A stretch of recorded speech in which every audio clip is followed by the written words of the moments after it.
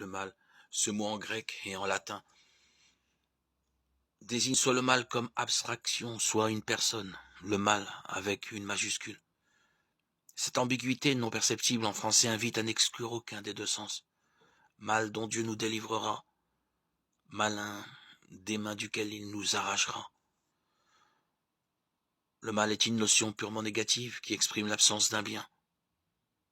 Et pourtant, le mal est une réalité qui nous heurte dans notre chair, dans notre cœur, dans notre esprit.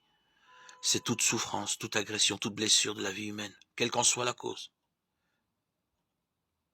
Il y a pire, le mal qui nous tente, et dont nous devenons complices. Par notre liberté qui se détourne de Dieu, par nos choix qui manquent à la volonté de Dieu, et donc à nos frères et à nous-mêmes.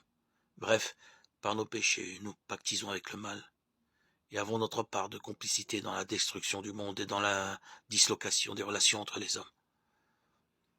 Or, derrière cet englument du mal, se dessine une puissance du refus de Dieu, dont Dieu est vainqueur, mais dont l'homme devient prisonnier et complice. Ne nous trompons pas d'ennemis.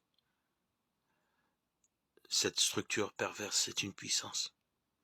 L'Écriture parle des puissances des ténèbres, le malin, le mauvais, le tentateur, adversaire, l'ennemi, le diable, Satan, y est-il encore dit.